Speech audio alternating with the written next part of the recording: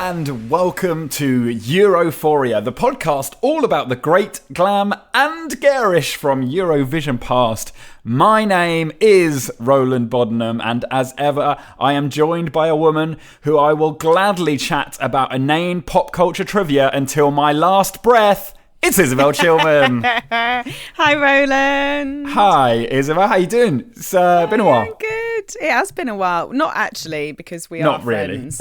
But in terms of our professional relationship, yes. It has been a while, yes. Yeah, we sort of just closed shop at the end of Eurovision last year and forgot to raise the shutter again, didn't we?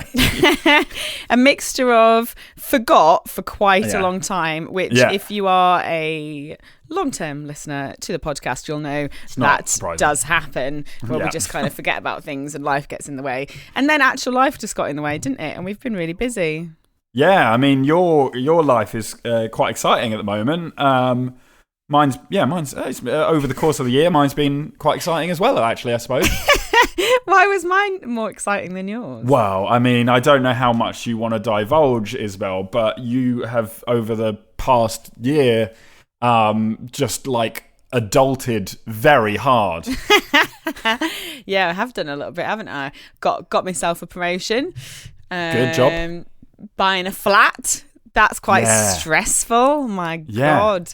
It's but yeah, very exciting indeed. But property mogul. That's me, property mogul, moving to Penge West. That's exciting though. I didn't know. Have you got it? Have you got it? Have you bought a house? Oh, it's in the hands of the solicitors now. I don't know. I don't understand it. Involved. I've had to be. Probably you shouldn't be this honest when you're buying property for the first time, but I've had to just be very honest with everyone involved and say, I've no idea what's happening, so please help me. So my mortgage broker, I hope hasn't screwed me over. My solicitor, I hope isn't screwing me over. The other person's estate agent is definitely trying to screw me over. But that's where my solicitor comes in. Yeah, so, there you go. Yeah, I'm learning how to be an adult very quickly. But it's good. It's exciting. And it means I've got a spare room for you to stay now, mate. Oh, mate, that's very exciting. Yeah, I'm going to be coming over a lot this year. So looking forward to it. Am I seeing you this week? Yeah, I'm seeing you on Thursday. I forgot about that. Oh my God, yeah. We're going for Caroline. a curry. I'm flying over. Yeah. That'll be nice. I moved in with my girlfriend this year. Woohoo! The lovely Caroline. Love her dearly. Lovely Caroline. Yeah. So we are living it up in Clinton Hill in Brooklyn. Lovely Clinton Hill. We moved into something that used to be a piano factory, and now it's lovely new apartments. So doing very nicely there. Might be giving too much information away as to where I live. People can probably definitely find where you are now, yeah. Okay, well that's kind of, that's like headline updates on our lives. It's quite big things that are happening. Mm-hmm. Do you want to give an update of sort of what we're thinking about this season, at the very least, this Eurovision season, in terms of our lovely show Europhoria as well? Yes, indeed. You sounded so nervous when you were saying that then. You know you don't have to be nervous of the fans. Apart from the fact you've just told them your exact address, you shouldn't be scared of them. No, I know. I just know that you'll word it in a strong and firm way. Okay, strong and firm way. Basically, we are very busy people now. We're not busy and important, just busy. So between our jobs and our partners and our lives and being in our 30s now, so people are getting married and our parents are having special big birthdays, and we have to go and visit our parents on different continents because both of us live on different continents to our parents and families, and just the time zones between myself and Roland being in London and New York, it just makes doing the podcast very difficult. So we are still doing the podcast, but it's going to be a Europhoria light, let's say. It's a diet version of Europhoria for this season at least. Purely because it's just very tough to find the time to actually do not just record the podcast at a time that suits both of us, but to actually find the time to write an episode, to get updated with everything that's going on. So we're doing today's episode, which is just a hello and a bit of a Eurovision update. And then we're going to do our standard review episodes, and if we have time for more, we will do more. But mostly this season, as you put it, Roland, before we came on air, before we started recording, this season is basically purely us judging the competition this year. We're just being judgy about other people's stuff. Judging others, including the UK. Come on now, guys. We're going to judge everyone. Yeah. We judge everyone fairly. But this season is basically purely going to be centered around the contest. Yeah. And we'll keep our options open for the future. And whether that's, doing another full season of Europhoria, or I know that both Isobel and myself would love to do different types of podcasts and different stuff. So we are keeping our options open. I personally think that at the very least each year, Isobel and I can do a Judgy Wudgy about the songs and about Eurovision itself. But, I know that I personally love writing the songs, and having a purpose to write songs is lovely. So I'm sure I'll figure out some way to make that fit in somewhere along the way as well. Oh, mate, I can still judge your songs. I'm happy to do that. Yeah. We don't even have to record it. I'll just write one and send it to you, and then just you can send it me on back. WhatsApp, and I'll tell you how shit it is. Yeah, it's fair. I think I need that in my life. So there we go, and we still like hearing from you as well. So give us a tweet if you disagree with our Judgy Wudginess, and an email as well. You can email us at europhoriapodcast@gmail.com. You forgot, Lynn. It's been a while. And you can tweet us at EuphoriaCast. Yeah. Okay, Isobel. So what we're going to do? Also, what if people want to listen to one of us anyway in a different format. Oh, are you gonna talk about your podcast now? No, I wasn't actually. I was gonna say that I'm becoming very good friends with the good chaps at BBC Three Counties radio station talking about Eurovision. So potentially just tune into BBC Radio 3 Counties and you'll hear me there talking about Eurovision sometimes. Any given weekday. Or BBC Radio Wales. They also like me too. You're doing all right with those, aren't you? You got just doing the circuit. A good bit of banter with with the guys over there. Yeah, no, very, very nice. Very good indeed. So this episode, we are going to take a little look at the UK's entry, which we will talk about later. But I just wanted us to do a quick overview update of where Eurovision stands right now, some of the standout songs, and a little bit of news about one of our Eurovision favourites as well. So, Isobel, 26 songs as of recording have been released. One of the most recent, which has made it through to the final, is one of yours and mine's favourite, the wonderful Icelandic Daddy Freyr with the song Think About Things. He tried to get in 2017, sadly did not make it, but has come back with an absolute disco, funky, poppy banger, and has made it through with a song about looking forward to your baby being able to talk so you can find out the things that it thinks about, which I think is lovely. It's very, very sweet. Have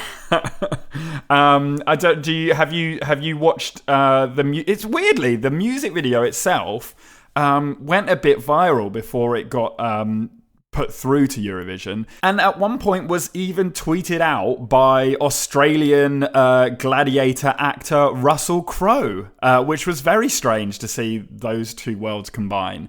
So he's clearly done very well. Have you seen the music video, Isobel, or the live performance of it? Live? Yeah, I've not seen the music video. Yeah. Oh, it's a good music video. It's basically them doing it live, but in front of a very kind of traditionally dressed Icelandic family. Also, have you heard current favourite Lithuania with the song The Roop? I was about to mention Lithuania because I was about to text your friend of mine, Benji Jeffrey. Yes. about Lithuania, because Benji texted me very excitedly to see that our good friend from Iceland has made it through this year, and was very excited about that. But I don't think he has seen Lithuania yet, and I really, really want him to. Yeah. But it is favourite at the moment, which I'm very excited about, because quite a few songs this year, as always, have kind of done the thing of following what the winner of the previous year is, which was the kind of Coldplay type ballad, which is very nice, but it's not. You found it very nice. I thought it was dull as dishwater. No, I listened to it again earlier because I thought, you know what, Isobel, you've aged, you've got older, you're wiser. Buying a house. Maybe, yeah, you're buying a house now. Maybe I'm not buying a house. Actually, it's a flat. I'm not that rich, sure. And I live in London. But I thought, maybe you've progressed, you've evolved, you will understand why this song was so popular. So I listened to it again earlier, and I still think it's rubbish. No, okay, well, fair enough. Well, yeah, which made me a little bit nervous that it would all be reproduced. But with the Roop from Lithuania and Iceland's Think About Things, there's some fun entries this year. Yeah, there are some fun entries, which is very, very nice. One thing I am going to point out is, the big five plus the Netherlands. Yeah. Why are they all putting in boring blokes? I know it is all put forward 5-6 boring blokes. Yeah. Well, not necessarily that the songs are all boring, but come on. Like, have we all just forgotten? It's 2020 and everyone's just forgotten to put women forward this year. Yeah. I will say that actually in the past, Eurovision, it's fair to say has been fairly racially undiverse. There is a decent amount of racial diversity in this year's entries, which is quite nice. It's good to see.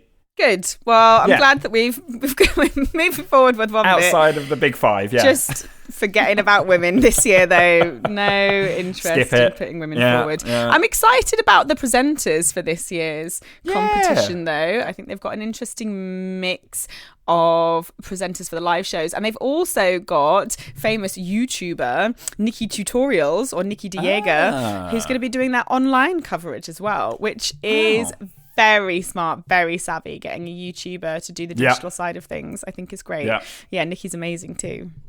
They've got some interesting stuff. The Eurovision are doing some interesting things because they have also tied up with Netflix in the US to not only have they made last year's episode available, they have also made 2020 will be available, I don't think live, because Netflix don't do anything live. But also, it makes sense because Where can we watch it? Does that mean you can watch it? You can watch last year's Eurovision now on Netflix today? Yep. I can't. Actually, you can watch it on YouTube. The full thing's on YouTube. Okay. Yeah. But, and I assume you know this, it is also, I'm sure, due in part to Netflix have teamed up with Will Ferrell to produce the film Eurovision, which will be a comedy-esque film where he plays an Icelandic entry into Eurovision. They filmed some stuff at last year's Eurovision, and it will be released in May this year, right around the time of Eurovision. So doing some savvy stuff there. It makes me nervous. I really, really like Will Ferrell. I know that I love Will Ferrell, actually, from his SNL days. He is a comedy genius. He is. And but they're basically going to make a Blades of Glory for Eurovision, aren't they? Yeah, and basically. And a Talladega Nights for Eurovision. Yeah. Like he takes a thing that people love and then he takes the piss out of it. And that's fine if it's something that I don't love, and I don't love ice skating or car racing or newsreaders. I don't really know, but I'm worried that that he doesn't understand its beauty enough. Like, definitely you can take the piss out of it, but you know what? Actually, I've thought about this a lot, and I'm more than happy for someone to take the piss out of Eurovision with a film. 100%. Make a movie that tears Eurovision to shreds, because it is bonkers and brilliant and weird and wonderful in so many ways. But it should be a best in show, mockumentary style comedy. Yeah. Yes? That's what it should be. Listen, I think that... Listen. I think that it has a number of things that could help us not be as nervous. So, Will Ferrell's wife is a Swedish woman. Yes. Who has, grown up with all the Melodifestivalen, all the Eurovision stuff, etc. The first time Will Ferrell saw Eurovision was all the way back in 1998, which was when he first got the idea for this movie. So he's not just seen one year of it and kind of gone, oh, let's take the piss out of it. He knows Eurovision quite well. The other thing that kind of makes me feel a little less nervous about it is that he has the full support of the EBU and the Eurovision Song Contest brand. Okay. So it's called Eurovision. They filmed at the Eurovision Song Contest last year, so I'm sure that they wouldn't allow them to do all of that without them being able to look at the script, understand that it's supportive of the thing. And I do think generally, like, those Talladega Nights and Blades of Glory are kind of they take the piss out of it a bit, but they're done with love. And I think that hopefully they take the piss out of the right bits that we all laugh at, that we all joke around with, and there's still some sincerity to it. That's what I'm hoping. I just hope it's funny.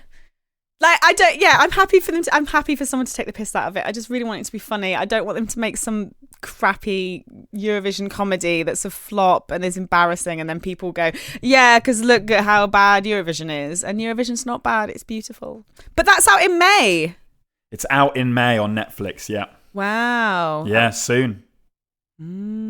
I've got two more bits of one small bit of news and then one quite big bit of news that I would like us to discuss. The small bit is something that is fairly insignificant, but I always find entertaining. Is that obviously several months back now they announced the theme of this year's show. One of my favourite recent themes was in 2018. Do you remember what that was, Isobel? All aboard! It was, of course, all aboard, which was fantastic. This year's one, it makes it sound a little bit like an annual dentist conference. It's Open Up. Oh, nope. Open Up. Which I guess it's always funny because I wonder if it's like a bit lost in translation and it would sound much better in the sort of home country's nation. But it's the Netherlands. They all speak English. I know. Open Up makes me... I think you've been very nice saying it sounds like a dentist exam, because I think it sounds like... a bit gynecological. Yeah. I would probably agree with you on that one, yes. So anyway, it's an interesting one. I guess they're talking about like being open and... yeah, but it sounds like... it's a bit manky. A checkup. And then do you want to hear something cute that I found out yesterday that made me laugh a lot? I would love to. So I said that I called something manky yesterday in front of Danny. And I said, because I had, when you get gook in your eyes. Yeah. And I had some gook in my eyes and I went, oh, I've got manky eyes because I'm a northerner and I say manky a lot. And he went, oh, why you have monkey eyes? It's like, what? Monkey eyes. What? No, manky. It's a different word. He has been living in England for 13 years. He has always thought people were saying it was monkey. Monkey. I didn't even... that's Sorry, very sweet. I like that. That made me laugh. And then the last bit of news that I have is the very sad, but also, it's his decision and so it's fine, that this year's Eurovision Song Contest will be the last for Jon Ola Sand, sitting in position of Daddy of Eurovision, or Executive Supervisor, if you want to give him his proper name. He is standing down from being Executive Supervisor and is being replaced with, I have to say, if they were looking for someone who was good looking to replace a very good looking executive supervisor, they've gone quite well. One, Martin Oosterdal, who has been involved with the Eurovision Song Contest. He's worked with Jon Ola Sand a couple of times on a couple of Eurovision and Junior Eurovision shows. Oh my God, he's really hot. He's a good looking guy, isn't he? Oh, I mean, I am sad. Not I was sad Jon Ola's leaving. I am sad he's leaving. But they really know how to mend a broken heart, don't they? They do, yes. Hi. Yes, you'll be like, but in a few months you'll be like, who? Jon Ola who? Sorry. Well, I just hope he's... I don't know. I am very sad that Jon Ola will be leaving us. His little awkward face whenever the camera points to him on any of the live shows is just a beautiful moment. And maybe Martin will be able to. He'll have a bit more personality on camera, which would be cute. That'd be a cute thing. He's an author. I feel like he's probably very TV savvy. But I'm sad to see Jon Ola go. But also Martin's hot, so that's great. So there we go. Well, so there we go. That's the big Eurovision-y updates that I was hoping we would talk about. So there we go. So let's get on to the main thing that we want to be doing this episode, Isobel, and that is to be a little bit Judgy Wudgy.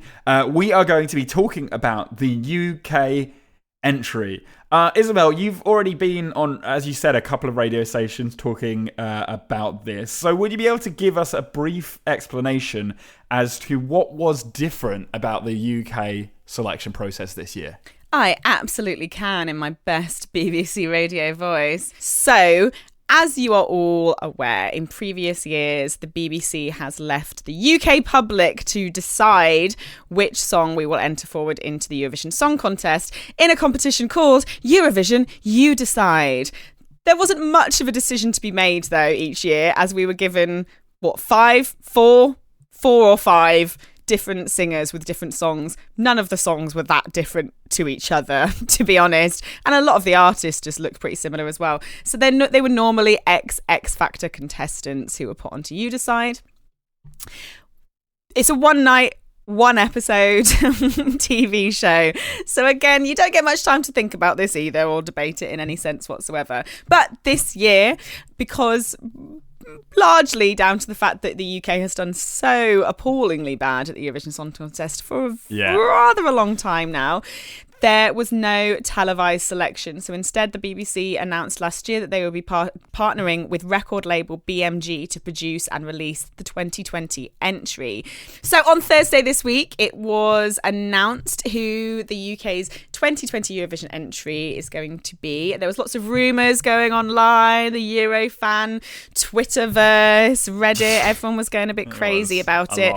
Lots of rumours. Most people had actually already worked it out. It was leaked, and due to the artist's brother tweeting some, or posting on Instagram, I think it was, some not exactly subtle comments about what was coming up that week. It was announced on Thursday that the UK's 2020 Eurovision entry is James Newman with the song My Last Breath. So Yorkshire-born James is signed to BMG, and his brother is the slightly more famous John Newman, who had that song Love Me Again that, as you said, Roland, is played at every awards ceremony or walk on to a stage bit of music at any conference ever. All of them. All of the conferences have that played. Shall we have a quick listen to James Newman's My Last Breath? Yes.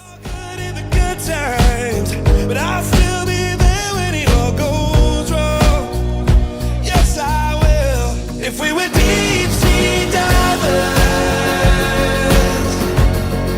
and no one came to find us, if you had nothing left, I'd give you my last breath. I'd give you my last breath. So there we go. That was a small part of James Newman's. I say small part. It's a short song, actually. We can talk more about that later. But weirdly, it's about a 2.5-minute song.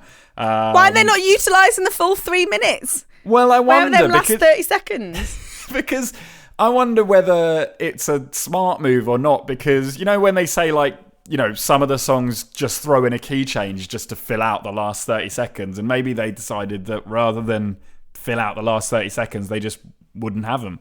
It might keep it from feeling too too dull.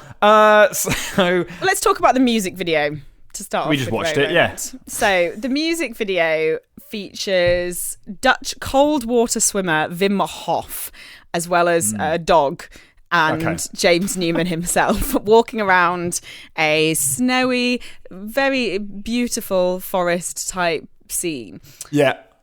So, a couple of thoughts. Yeah, go for it. First thought from me, genius that they are hugely and very obviously pandering to the Nordic regions. Absolutely. Yes. Absolutely pandering and nailing it, I would say. Very clever. Trying to get the Nordic Scandi type-esque votes, which is a very good move from BMG. Very happy with that. Second thoughts about the video is, if you watch it without the music on, it looks mad because it is basically a older topless man in shorts walking around the woods with a dog, and then occasionally another chap. James Newman, who, because of the coat that they've put him in with these really long belt ties that they haven't tied up, he looks like he's walking around in a dressing gown. And it's sort of, if you don't have the sound on, it looks like one is chasing the other or following the other, like maybe tracking him down, or it's strange. Vim starts doing the splits at one point. It's an interesting music video. It's sort of, there's been more thought put into it than previous years, which I think 100%, will probably be a theme of things that we'll talk about. It sort of looks like an extended version of the little idents that they do at each Eurovision. Yes, you know, like a little connected. Postcard. The postcards that they do that are connected to each nation's. For if this was the same, if, for example, Finland were hosting this year, this would be the postcard that they'd create. Perfect postcard. Love it. Yeah. You know what I think, though? I think the Wim Hof thing is great. But if we really want to nail our presentation, and the song's the song, but the thing you can play around with still is the staging, we get a big pool of water and we get Wim Hof live on stage, and we get him to just sort of swim around in the background as James Newman is singing. They've done it before. They've had ice skaters on. They've had men in hamster wheels. I say we get Wim Hof to swim around during the live show. Yeah, I'm into that. I think that would win it for us. It would do that. It would get us another. The dog on stage. I mean, it is just a dog. Like, it's not like the dog doesn't do any swimming. It just sort of sits around. But what if you did get the dog to swim? Put the dog in the pool. As long as it's safe. I mean, dogs love to swim. But sure. I mean, I think Wim Hof swimming will probably get us a fair amount more points. Perhaps some dog lovers might vote for us because there's a dog, but it's tenuous. But we'll see. I'd vote for any entry that had a dog on with stage. A dog. Yeah. All right, interesting. If anyone's listening who is doing any staging, just... Is there any rules? Is it six people? Any rules on amount of dogs? What if no one's looked into this before? What if it's 6 people, unlimited dogs? Unlimited You can dogs. have as many dogs as you want on stage. There was a projection of a wolf once, wasn't there? But Not it wasn't good a enough. real one. Not good enough. I want real wolves. Unlimited dogs. That'd be a nightmare backstage. Whoever's on next is going to have a lot of stepping over stuff to deal with. Okay, should we talk about the actual song, Isobel? Came out. There was as you said, it was weirdly released on some Czechoslovakian or Czech Republic or Czechia, as they're now called, internet radio station the day before.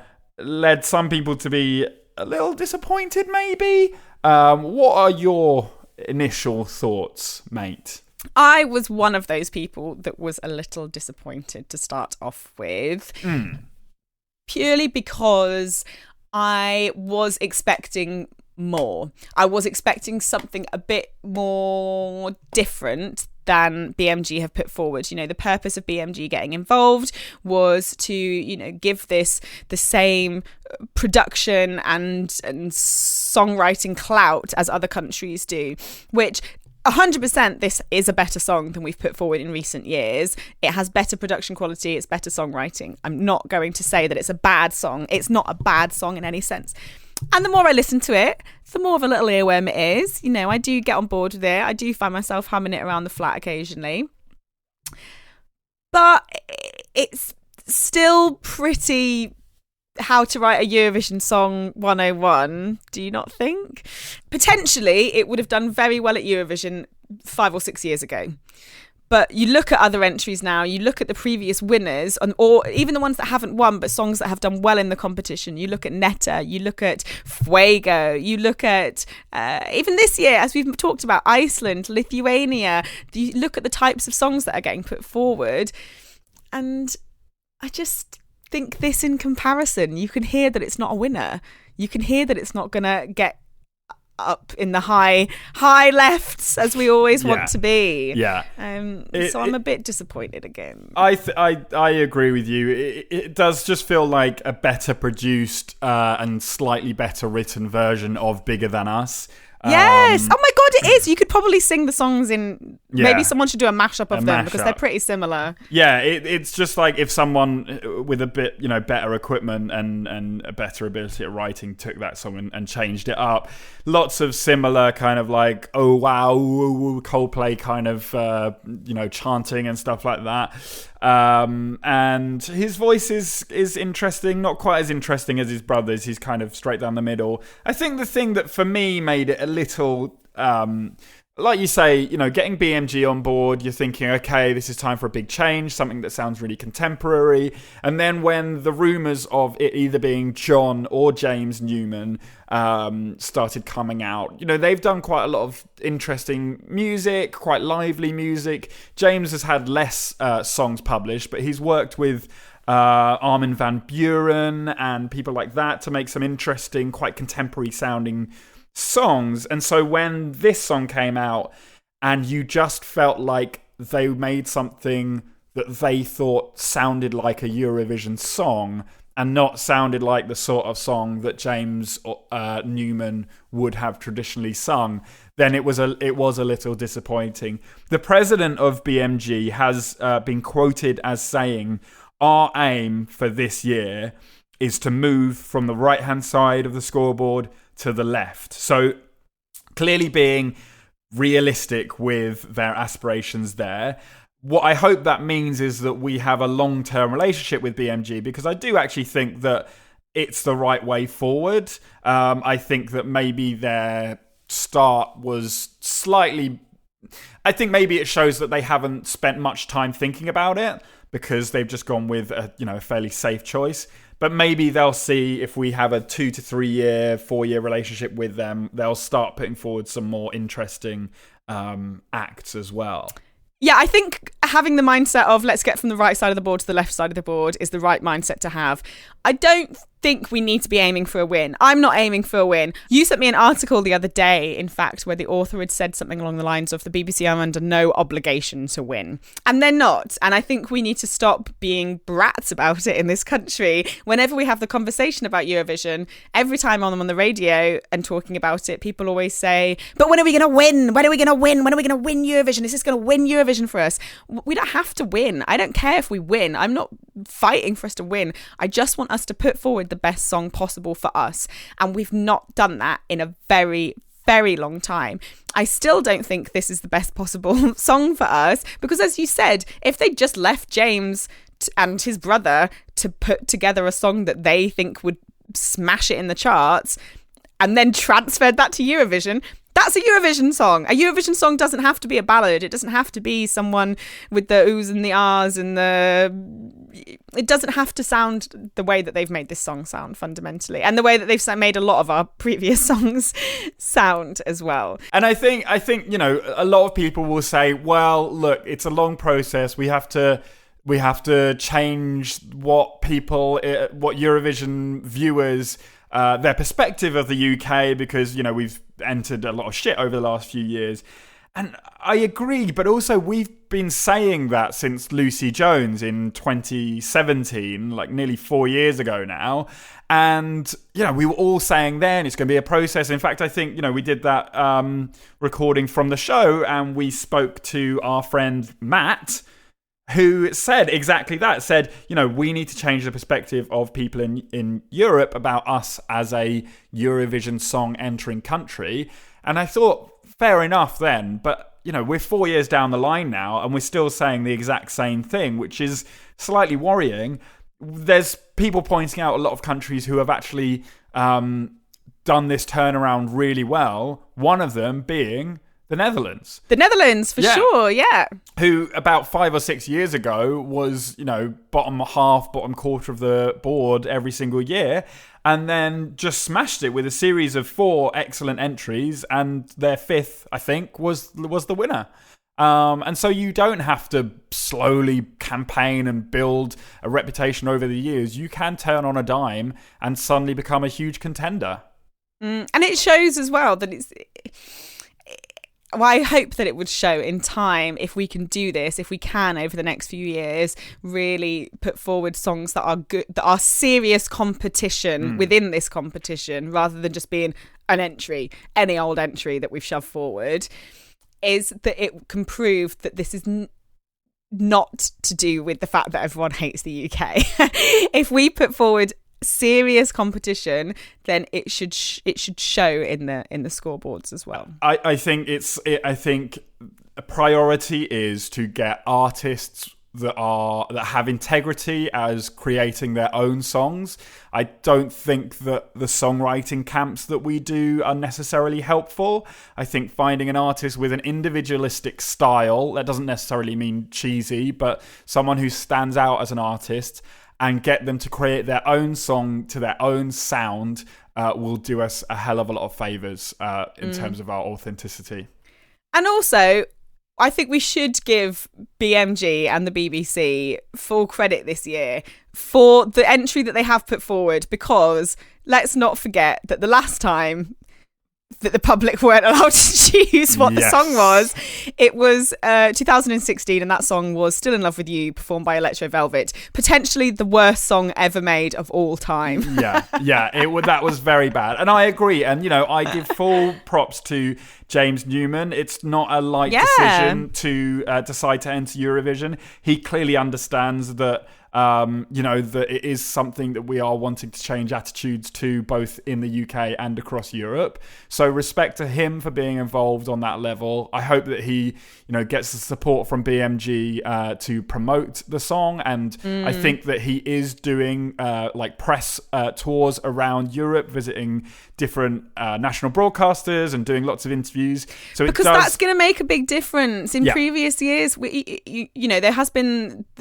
an aspect of the BBC's hands have been tied in terms of their promotional opportunities that they've been able to put the song forward through. You're absolutely right. This partnership with BMG is a really strong thing. The song itself, although it's not necessarily the exact style that we would hope for, it's a big step forwards. And maybe in future, BBC and BMG remain partners, but still do a you decide thing, but with all the songs being decided by BMG. It doesn't mean that for the next 10 years, the UK public aren't going to be able to vote on what entry they want entered. It just means it will probably be a better selection. And that's all we're asking for. A better selection. I'm excited. I'm excited for this year's Eurovision. Although I Skyped my parents last night, and we were talking about the potential difficulties of me going to see them this year if coronavirus starts impacting more flights and more areas, etc., etc. And my father said something that I had not thought of, and he said, "What if they cancel Eurovision?" Yes, I have also been conscious of this. That would be a tragedy. My year would be a write-off. I think I would just... I don't know what I'll do between now and then. Just curl up in a ball, wouldn't you? Seriously. If you don't have Eurovision. Hibernate until 2022.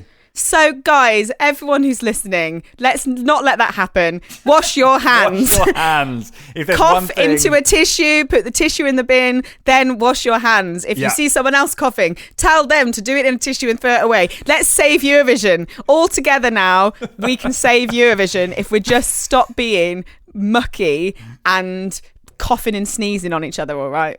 Basically, this whole episode has just been one big public service announcement to wash your hands, everyone. It is gross, though. I mean, honestly, I've got really aware of how disgusting everyone is through all of this this coronavirus journey. People are gross. Well, they just sneeze and cough on public transport, on your neck, onto handles that you've then got to hold. I wear gloves on the tube now. So this is not how I saw. Is that a bit mad? This is not how I saw this episode ending, ladies and gentlemen. But I think that is a perfect place to call it a day for a recording. As we said, we will be back in the weeks and months ahead in the build up to Eurovision 2020. We're hoping it still happens. And if you would like to reach out to us in the meantime, you absolutely can. You can reach out to us on Twitter. We are on Twitter on @EuphoriaCast. And you can email us, which is europhoriapodcast@gmail.com. All right, everyone. Thank you so much for listening. And we hope you are enjoying Eurovision season yourselves. And we will see you again very soon. Goodbye. Bye.